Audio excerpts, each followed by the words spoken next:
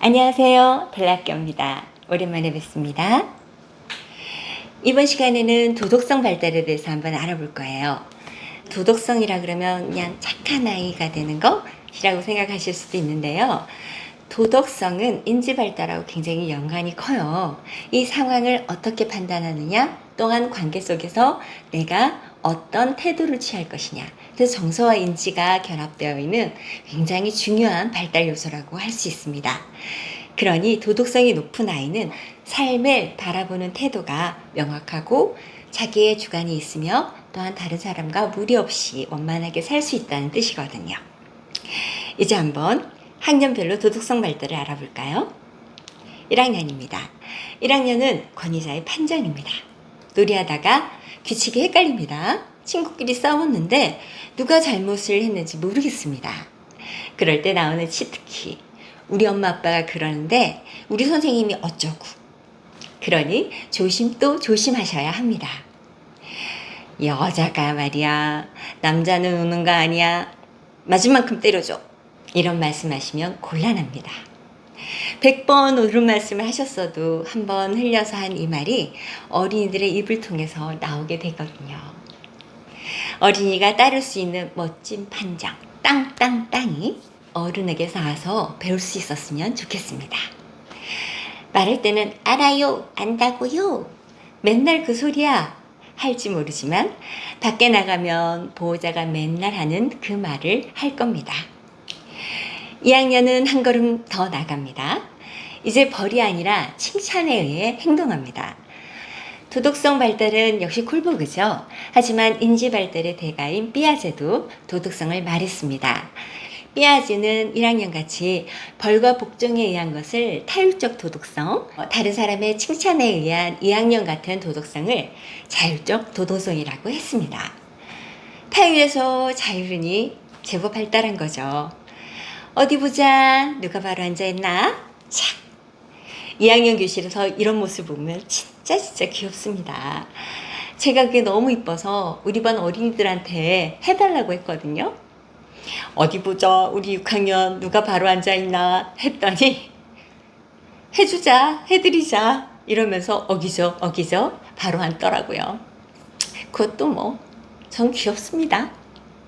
2학년이 어려운 교사는 칭찬에 서툰 사람이라는 말도 있습니다. 생각보다 어른들 중에 이런 분들이 꽤 많답니다. 임상에서 일하면서 보호자와 상담할 때 날마다 아이의 칭찬거리를 찾아서 쏘라는 과제를 드린 적이 있습니다. 참 어려워하셨어요. 숨만 쉬어도 사랑받는다는 것을 느껴야 어린이는 이 세상을 살아갈 기본적인 신뢰를 가질 텐데 말입니다. 참, 칭찬이 교묘한 조종이 될 수도 있습니다. 무슨 말인지 아시죠?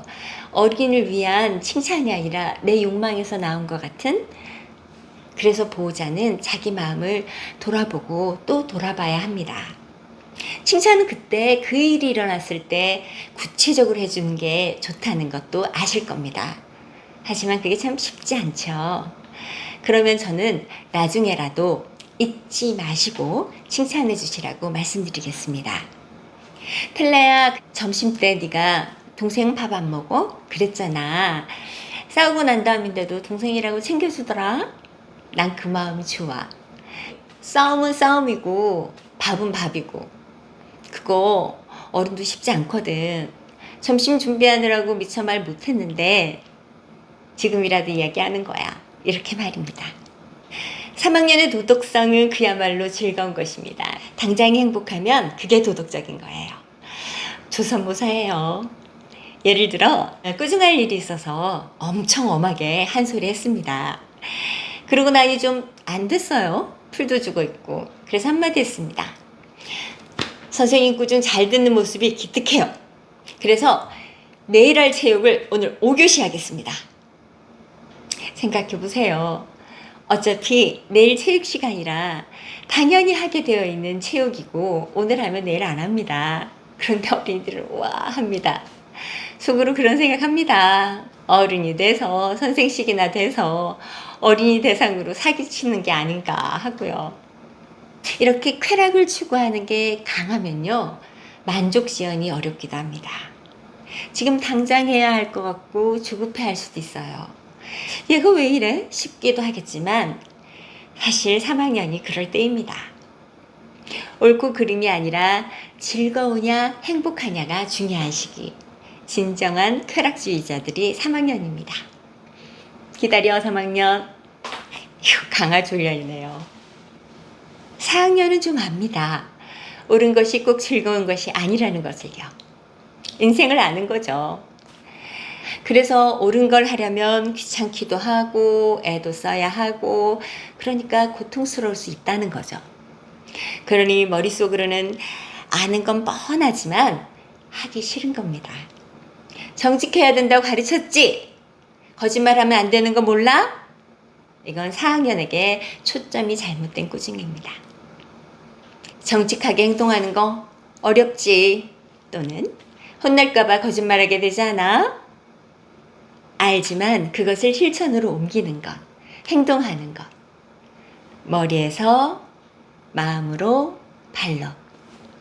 신영복 선생님도 공부는 머리가 하는 것이 아니라 가슴이 하는 것이며 가슴에서 끝나는 것이 아니라 가슴에서 발까지의 여행이다. 그리고 그건 그 어떤 것보다 멀다고 하셨습니다.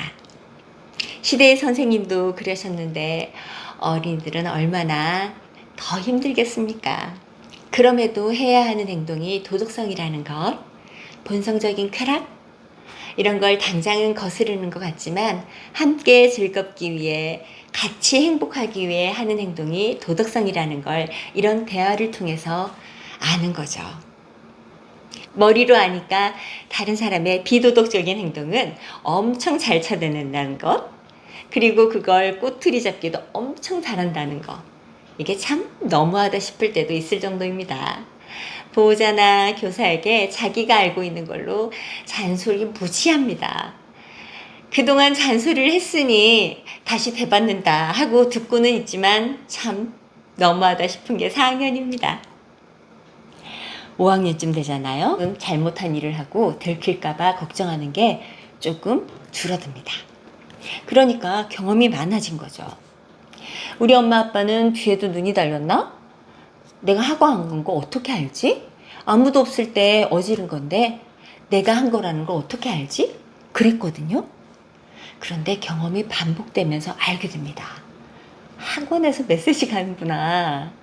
그때 동생이 이모집에 간다고 연락을 했구나 하고 말이에요. 그러니 들키지 않게 사고치고 먼저 실토하지 않고 보호자가 아는지 모르는지 간을 봅니다. 그러다 걸리면 억울한 생각이 들죠. 참, 자기가 잘못해놓고 그럽니다. 그 억울함 밑에는 11년 동안 살아온 경험이 쌓여 있습니다. 잘못하고도 동생이 혼나지 않은 걸 보게 된 겁니다. 자기도 안 걸린 적이 있으면서 이 경우에 동생이 혼나지 않은 것이 생각나 그렇게 억울할 수가 없습니다. 잘못하면 혼나고 책임지는 게 얼마나 멋진 일인지 아는 게 5학년들에게 중요합니다. 5학년 때 다시 이야기하겠지만 폼생폼사가 5학년이거든요. 6학년이 하는 말, 애들이 그러던데 이 말을 들으면 어른인 저를 돌아보게 됩니다. 저도 은근히 그런 것 같기도 하거든요. 교차로에서 더 들어가면 꼬리 물기가 될 것 같긴 한데 옆 차들이 앞으로 나가고 뒷차 크락션이 빵빵 울리고 그러면 에라 모르겠다. 앞차 꽁무니에다가 갖다 붙입니다. 이러면 교차로가 막히고 차가 엉키게 되죠. 그때 누가 묻는다면 앞차가 가길래 라고 하지 않겠습니까? 알고 있었습니다. 꼬리 물면 안 된다는 거. 그런데 나 하나쯤은 괜찮지 않을까? 남들도 그러니 나보고만 뭐라고 하겠어? 하는 거죠. 어린이들도 그런 마음이 있습니다. 분명히 점심시간에 준비종이 울리면 들어오라고 했습니다. 한두 번 들었던 잔소리가 아닙니다. 준비종에는 들어와야 땀도 식히고 물도 한 모금 마시고 5교시를 준비할 수 있으니 들어오라 했던 겁니다. 하지만 놀다 보니 어디 그렇게 듭니까? 준비종이 울렸어요. 들어가려고 했는데 멈치 주변을 한번 살펴봅니다. 그랬더니 친구들이 많이 놀고 있어요. 오늘은 준비 중에 안 들어가도 되나 봐. 그럴 리가 있겠습니까? 그런데 그때는 그렇게 믿고 싶은 겁니다. 나중에 헐레벌떡 들어옵니다. 담임은 이미 혼낼 준비를 하고 있어요. 그러면서 늦은 이유를 묻습니다. 놀다 보니 못 들었어요. 이것도 사실이 아닐 확률이 높습니다. 종소리를 들었지만 더 놀고 싶은 마음에 솔직한 말입니다. 집단 속에 숨으려고 하는 건 비겁한 행동입니다. 우리 그렇게 살면 안 되지 않습니까? 우리 뭐 대단한 건 없지만 비겁은 아닌 것 같습니다. 6학년도 우리도 남 탓하지 말고 삽시다.